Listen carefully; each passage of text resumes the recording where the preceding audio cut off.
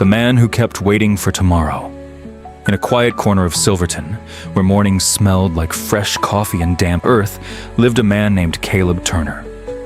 32 years old. Strong, capable, intelligent, and completely stuck. Not because life had failed him, not because opportunity passed him by, but because of something far more dangerous. Caleb avoided effort, not loudly, not obviously, but consistently. The ordinary world. His days followed a pattern so predictable it almost felt safe. Wake up late. Scroll his phone. Rush into the day already behind. Tell himself he'd get serious later. Later never came. His apartment was cluttered, his work was inconsistent, his energy was low, but in his mind, everything was still under control. "I've got time," he would say. That sentence became his shield, his comfort, his quiet destruction. The call to adventure. One evening, his older brother stopped by, no warning, just a knock at the door. When Caleb opened it, his brother's eyes scanned the room, messy, dim, stagnant. "You okay?" he asked. Caleb shrugged. "Yeah, I'm good." His brother stepped inside slowly. "You've been saying that for years." Silence. Then came the words Caleb couldn't ignore. "You're wasting your life." Caleb laughed it off. "I'm figuring things out." His brother nodded, then said something that hit deeper than anything else. "Figuring things out shouldn't take forever." Refusal of the call. That night, Caleb lay on his couch, TV flickering, phone in hand. For a moment, he felt it. That uncomfortable truth rising to the surface, a quiet realization that something was wrong. But just as quickly, he buried it. Another video, another distraction, another escape. "Tomorrow," he whispered. And just like that, the feeling disappeared. Meeting the mentor. A week later, Caleb's landlord told him he needed to help with maintenance work around the building to reduce his overdue rent. No option? No negotiation. That's how he met Marcus. A man in his late 50s, calm, focused, the kind of man who moved with purpose, even in silence. Marcus handed Caleb a pair of gloves. "We've got work to do," he said. Caleb sighed. "I'm not really built for this kind of stuff." Marcus looked at him. Not judging, just seeing him. "Everyone is built for work," he replied, crossing the threshold. That day was harder than Caleb expected. Cleaning, fixing, lifting. Hours passed slowly. His body resisted, his mind complained constantly. "This is pointless. I shouldn't be here. I'll just do the bare minimum." After 20 minutes, he stopped. "I need a break," he said. Marcus walked over. "You tired?" Caleb nodded. Marcus shook his head slightly. "No," he said. "You're uncomfortable. Tests, allies, and enemies." The days turned into weeks.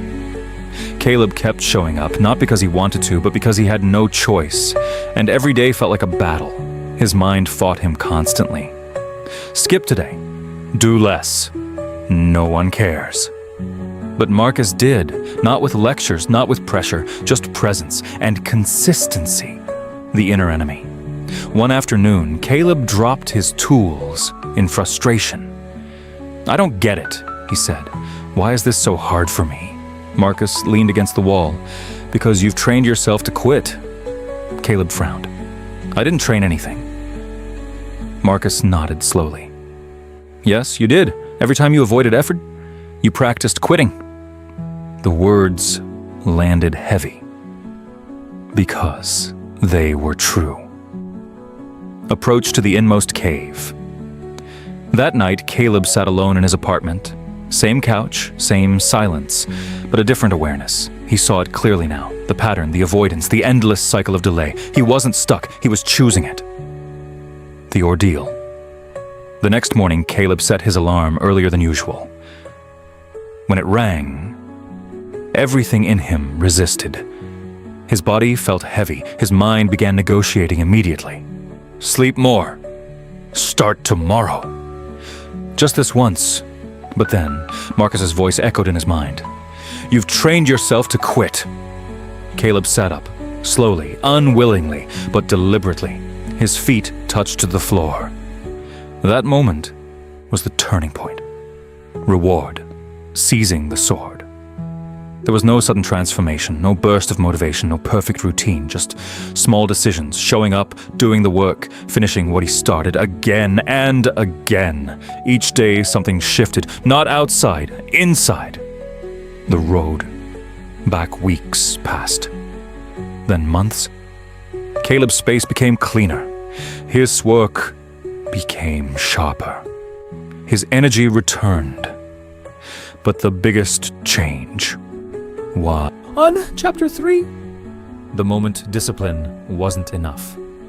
There comes a point where discipline alone stops working. Most people never reach that point because they quit before they get there. But Caleb did. And what he found on the other side was something far more dangerous than laziness. It started on a normal morning, same alarm, same time, same routine. 5:59 a.m., the ceiling, the silence, the voice. But this time, something was off. The voice didn't argue.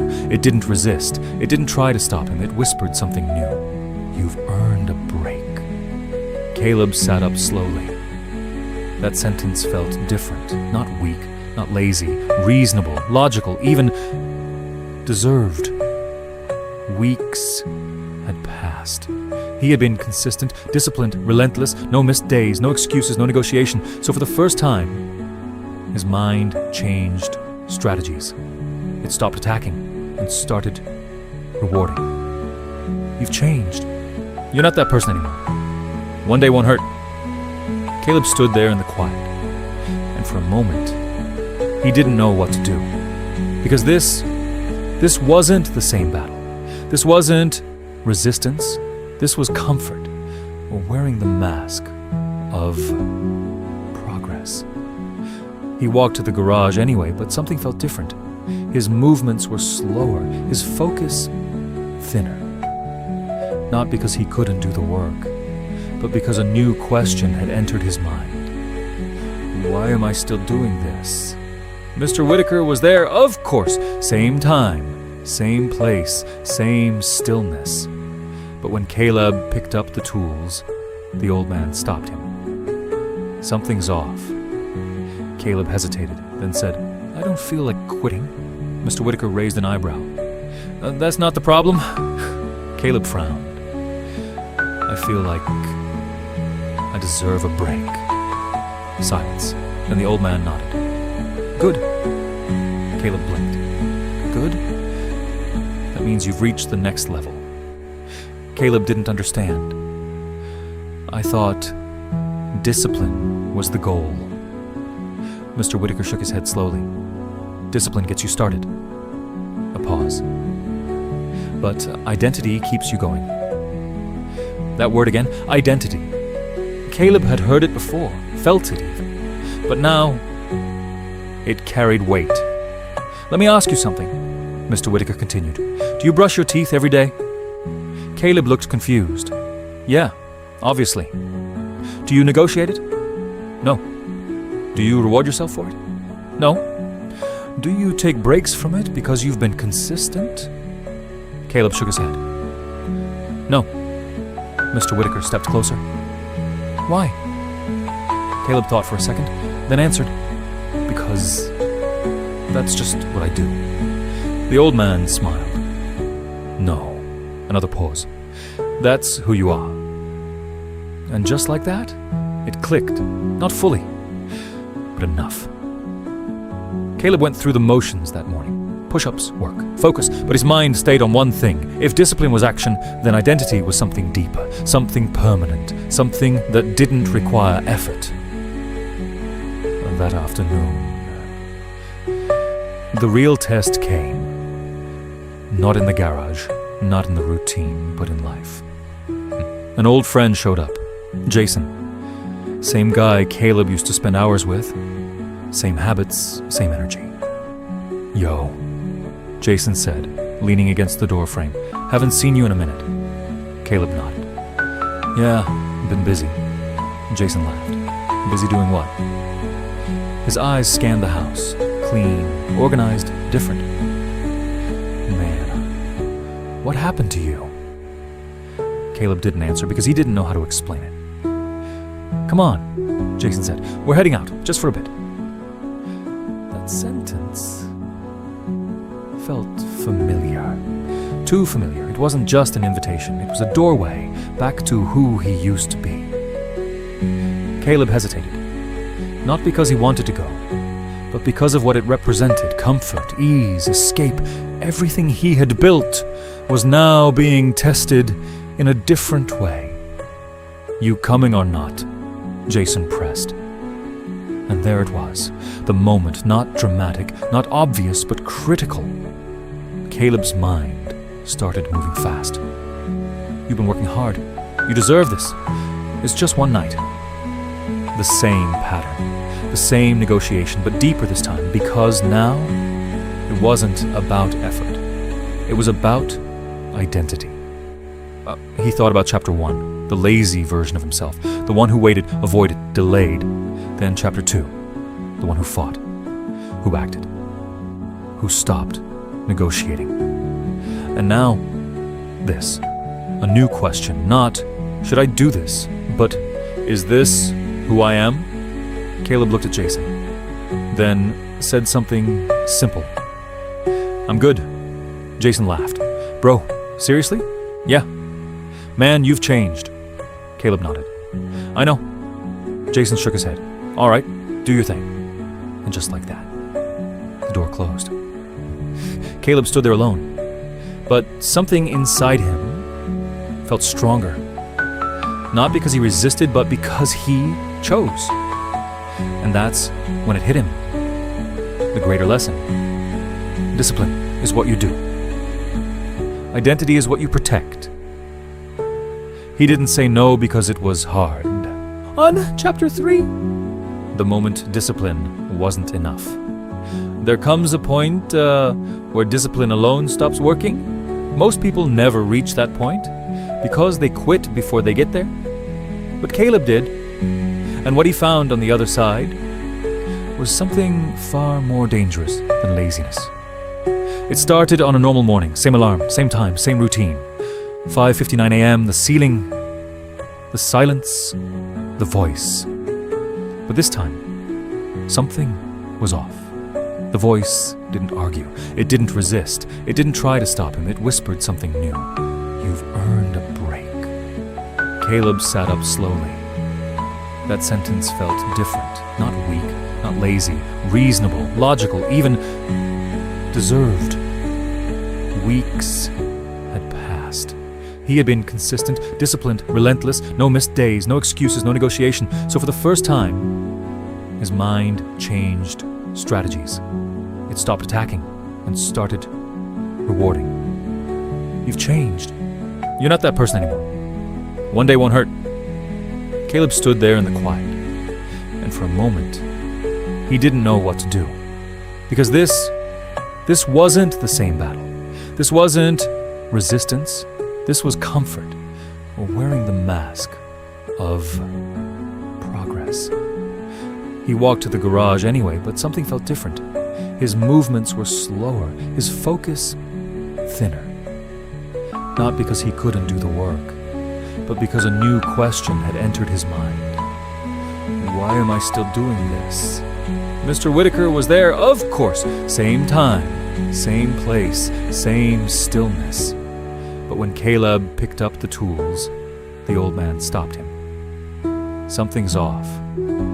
Caleb hesitated, then said, I don't feel like quitting. Mr. Whitaker raised an eyebrow. That's not the problem. Caleb frowned. I feel like I deserve a break. Silence. Then the old man nodded. Good. Caleb blinked. Good? That means you've reached the next level. Caleb didn't understand. I thought discipline was the goal.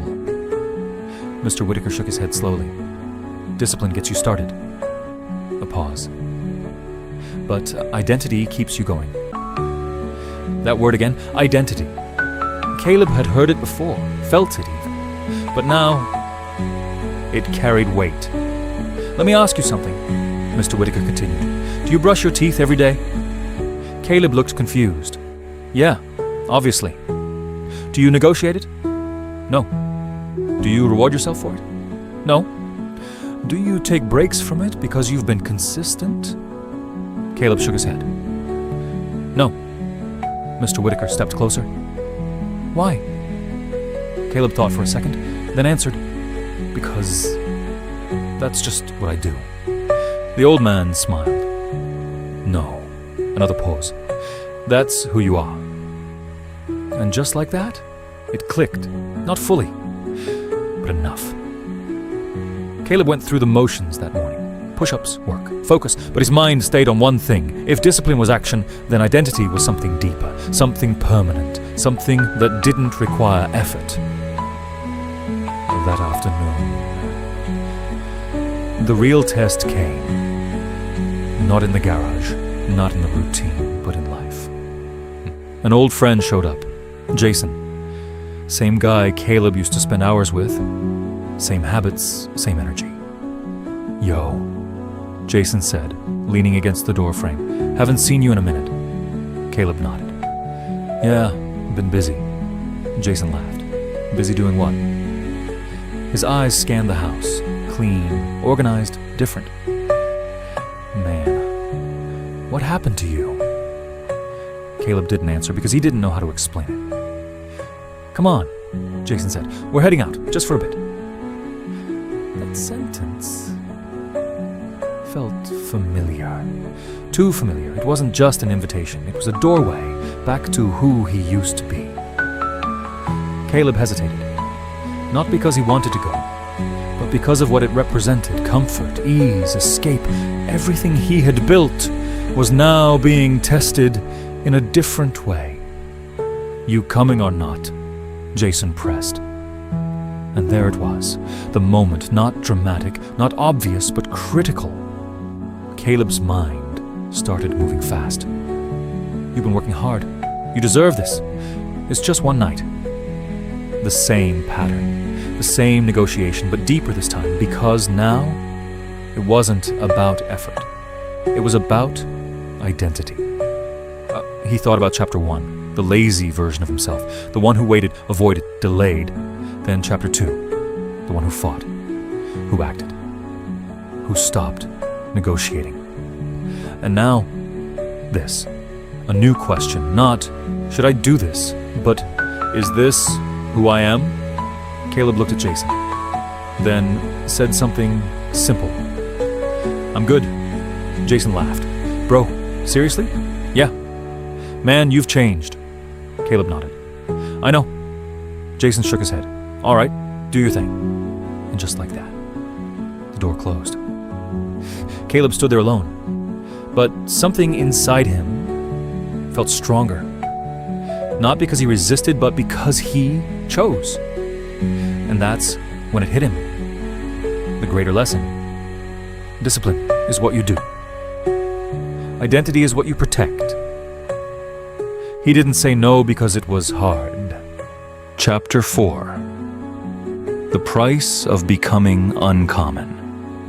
Success doesn't arrive the way people imagine. It doesn't knock, it doesn't announce itself, it accumulates, quietly, slowly, unnoticed, until one day, everyone calls it overnight. Caleb didn't wake up rich. He didn't stumble into money. He didn't get lucky. He became someone who could no longer live a small life. And that changed everything. It started with something simple. Not business, not money. Value. Months after chapter 3. Caleb's life looked different. Not flashy, not impressive, but structured. Every day, he showed up. Same time, same discipline, same identity. The garage turned into more than a place. It became a foundation. One morning, after finishing his routine, Caleb sat beside Mr. Whitaker. Now what? Caleb asked. The old man didn't answer immediately. He just looked at him, studied him, then said, "Now you build something." Caleb frowned. "Build what?" Mr. Whitaker pointed to the tools. "To start anything." That answer felt incomplete, but Caleb had learned something already. Stop overthinking. Start moving. So he did. At first, it was small. Really small. He started fixing things, neighbors' fences, broken shelves, old cabinets, nothing big, nothing glamorous, just work. And here's what most people would miss. This is where Chapter 1 came back, because the old Caleb would have waited, planned, doubted, delayed. But the new Caleb? He didn't negotiate. He acted. He didn't ask. "What if it fails?" he asked. "What's the next step?" Word started spreading, not fast, not viral, but steady. People noticed something different about him, not just the work, the way he showed up. On time, every time, no excuses, no delays. In a small town like Millbrook, that was rare, and rare creates demand. One job turned into two, two into five, five into a waiting list. But here's where Chapter 2 showed up, because now the pressure increased. More work, more expectations, more opportunities to slip. Caleb felt it. The weight, the temptation to slow down, to cut corners, to take shortcuts. You've done enough. You can relax now. You've earned it. The voice returned, but Caleb already knew it. Negotiation. So he did what he learned. He didn't argue. He didn't entertain it. He just worked. Same standard, same effort, same consistency, no matter how busy things got. And that's when something shifted. A man named Carter walked into the garage one afternoon.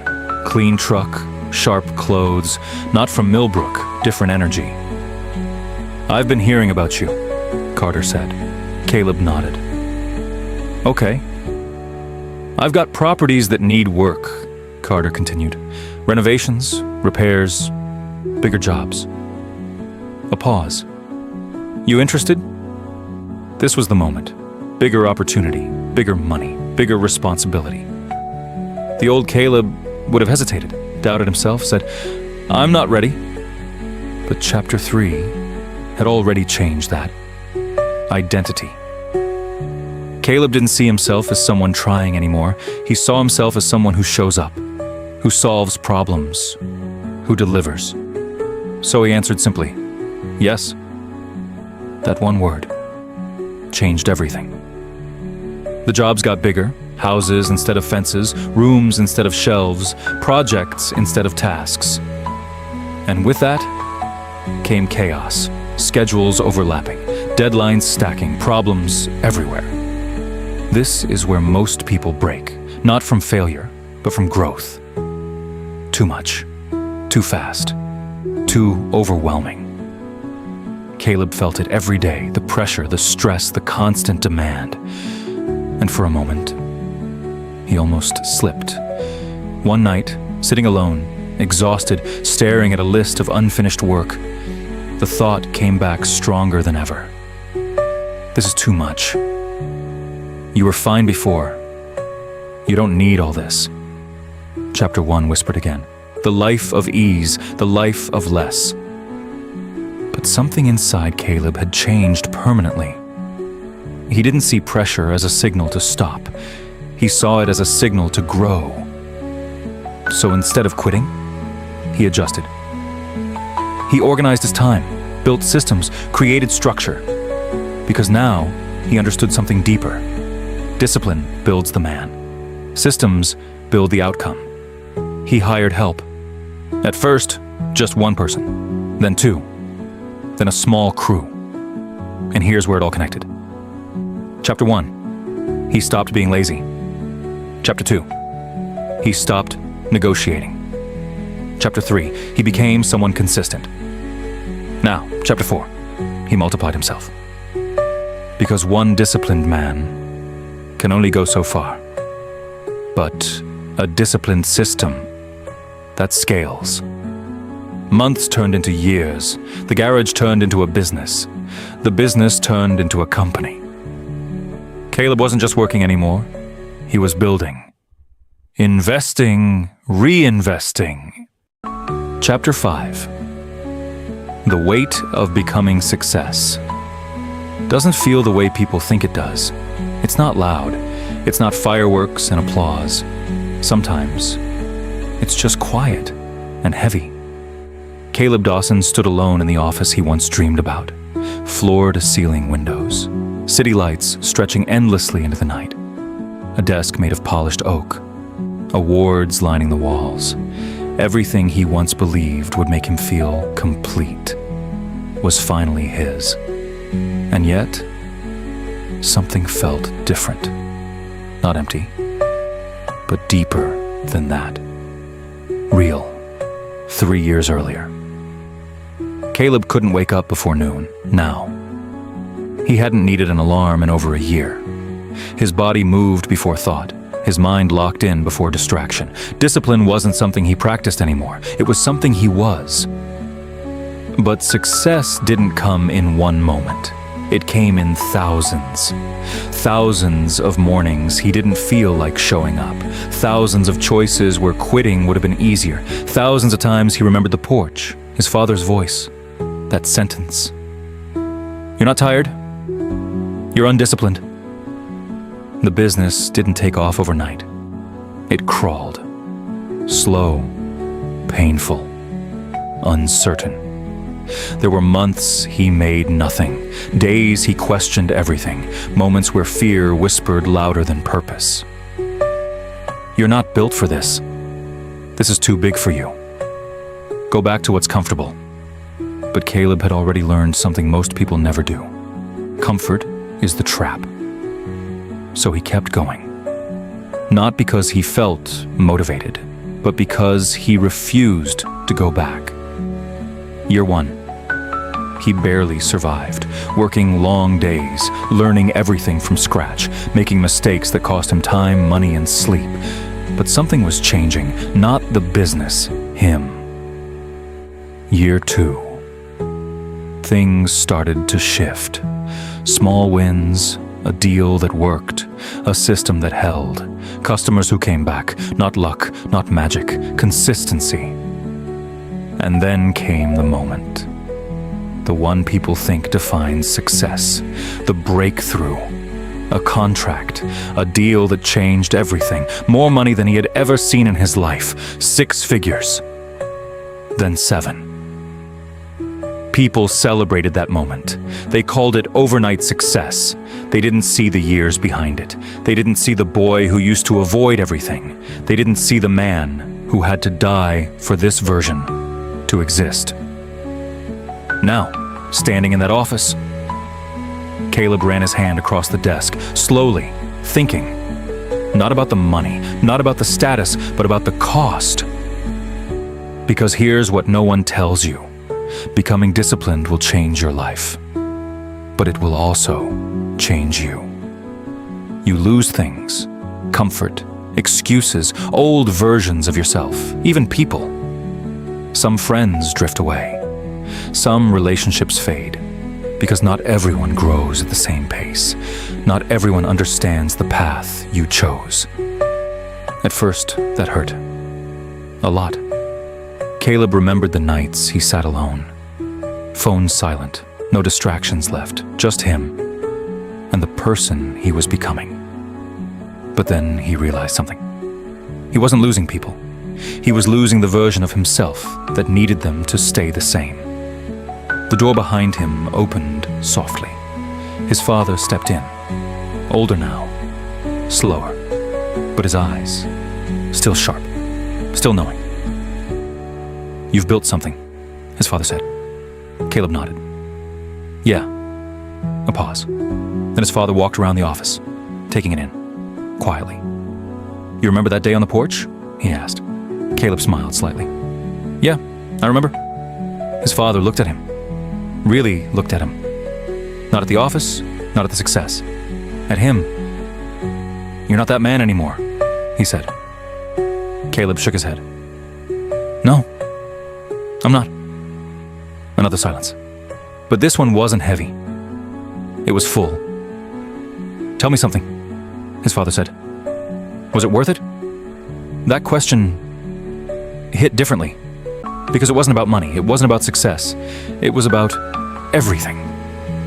Caleb thought about the early mornings, the exhaustion, the doubt, the loneliness, the discipline, the sacrifices.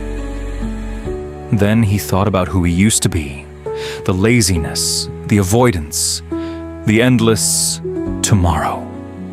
He looked back at his father, and this time, his answer was certain. "Yeah," he said, "it was worth it." Because here's the truth. Caleb finally understood. Discipline doesn't just build success, it builds identity. He didn't become a millionaire because he got lucky. He became a millionaire because he became someone who finishes what he starts. Someone who shows up no matter what. Someone who doesn't negotiate with discomfort. M. Final chapter. The man who never stopped. There's a moment. That doesn't come with a warning. No announcement, no celebration, just a quiet realization that you are no longer who you used to be. Caleb Dawson felt it on a cold morning. Not in his office, not during a deal, not while looking at numbers in his bank account, but in silence. 5 a.m. The same time he had woken up for years. No alarm. Didn't need one anymore. The world outside was still asleep. The town he grew up in, unchanged. Same streets, same houses, same quiet rhythm. But Caleb was different. He sat at the edge of his bed, still, not tired, not rushing, just thinking. Because for the first time in a long time, there was nothing chasing him. No fear of failure, no urgency to prove himself, no desperation to make it. He already had. And that's when the question came. Clear, sharp, unavoidable. Now what? Most people never reach this point. They spend their lives chasing something, never catching it. But Caleb had caught it, built it, lived it. So now, he had to face something deeper than success. Purpose. He stood up, walked to the window, looked out over the same town, where everything started. He remembered who he used to be, the version of himself who couldn't get out of bed, who avoided effort, who lived in tomorrow. That version felt like a stranger now, not because it didn't exist, but because it had been replaced, destroyed, not in one moment, over time. Decision, decision. That's not like motivation, not like excitement, truth. Because discipline was never just about it. It was about what came after. Later that week, Caleb drove back to the old house, one with the porch. The same porch where everything changed. His father sat there, older, slow, and still. Caleb walked up the steps, sat beside him. For a while, neither of them spoke. They didn't need to. Finally, Caleb broke the silence. "I get it now." His father didn't. Just nodded slightly. "Get what?" he asked. Caleb leaned forward, hands still. "All of it," he said. "The discipline, the work, the pressure." A pause. It wasn't about success. Now his father looked at him. "No," he said quietly. "It never was." Caleb exhaled. Slow. It was about becoming someone who doesn't quit. His father smiled, just a little. That's it. Another silence, but this one felt complete, because the lesson had landed fully. Not just understood, lived. Caleb looked out at the street, kids riding bikes, neighbors walking dogs, life moving slowly. He saw himself in that, the old version, the one who didn't know yet. And for the first time, he didn't feel regret. He felt responsibility, because now he understood something most people never will. The hardest part isn't becoming disciplined.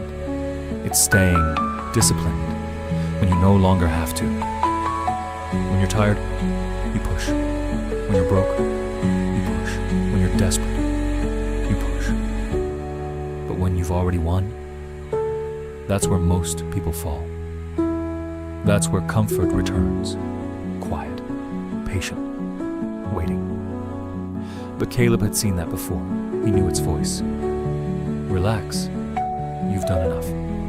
You deserve a break. And this time, he didn't argue with it. He just ignored it.